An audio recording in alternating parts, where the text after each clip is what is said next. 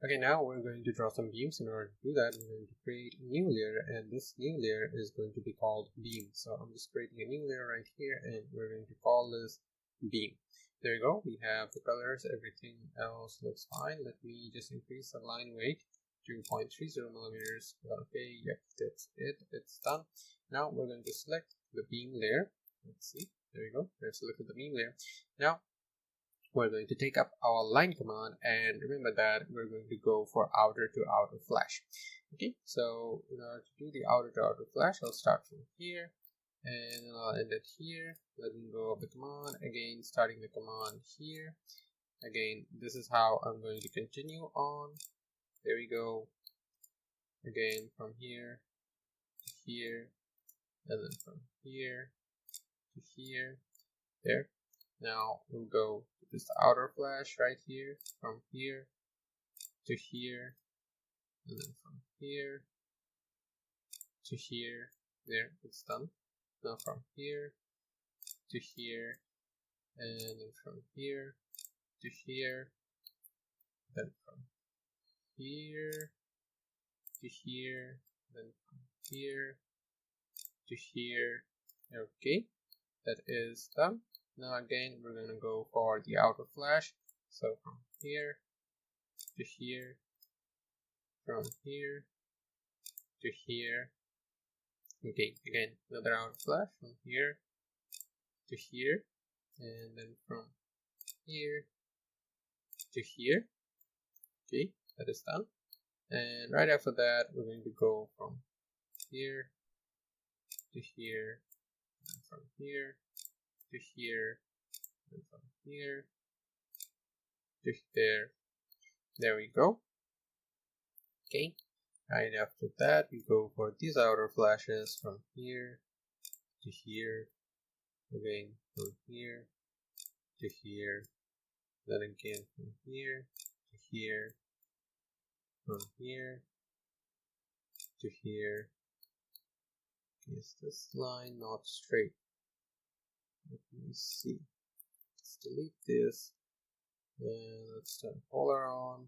Take a line from this point. No, this is straight. Okay, from here to here, from here to here. Okay, alright, and right after that, what we can do is we can go from here to this location, one done, and then again we need another one here, from here to here. We don't need that because we already have given a line there, sorry. Okay, and right after that we can go from right over here to right over there. Okay, alright, so that's about it. Now we're going to do an offset, and the offset spacing should be the width of the beam. So previously we had considered that the width of the beams should be 10 inches. So that's what we're going to go for. We're going to go for 10 inches here. So just write in 10 and then hit enter. Now we're just going to make the beams. There you go, one beam, another beam. There you go, another beam there, another beam there, another beam there, another beam there, and then another beam here, beam here, beam here. There we go. There we go, there we go, there we go, there we go, there we go, there we go, there we go, there we go, again, again, again, and again. Okay, and here you go again, and then we can go like that, and like that, there. Now I'm going to trim off the inside parts, because they're not supposed to be there. Again, come back here, trim off this part. Okay, so that is done. This is the beams that we have drawn. Now let's say that this is for the typical floors. Now we should make another one that is going to be for the ground floor. Okay, well, let's say that this is for the ground floor. Okay, right here this one will be for our typical floor plan, and right now this right over here should be for our ground floor. Okay, so these are the grade beams, and these are the typical floor beams. Now the thing about grade beams is that we do not put a beam on another beam. I'll explain that later on. but right now we just know that we do not put beams on beams when we are considering grade beams. So what we're going to do is we're going to delete this one. Now again, I take the beam layer, and it's going to start from here.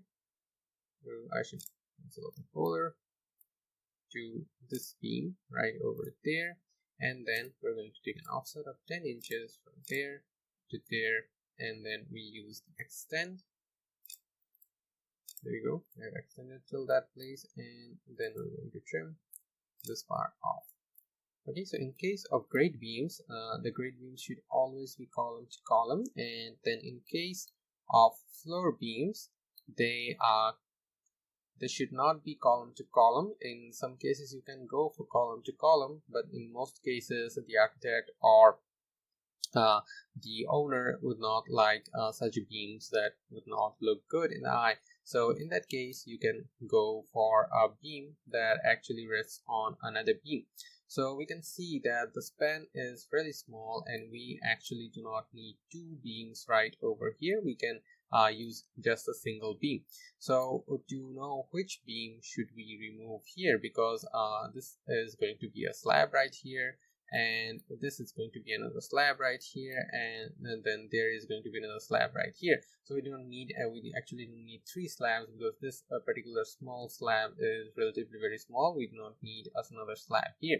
In that case, we'll have to remove one of the beams and the other will remain. So let's say that if I had removed this center beam, let's see how much space we have from here to here. The slab length is going to be something about 15 feet and 7 inches. All right, and if we remove this one, then the length of the slab from here to here is 15 feet and 6 inches. Okay, so in that case we can see that 15 feet and 6 inches is smaller than 15 feet and 7 inches. So in that case, okay, 6 inches. Okay, in that case, we're just going to remove this beam from here. There we go. So we have the floor beam system right here, and we have the grade beam system right over here. All right, so this is not the finished product. This was just it for this video. In the next video, I'm going to continue on from here. Okay, thank you very much for watching.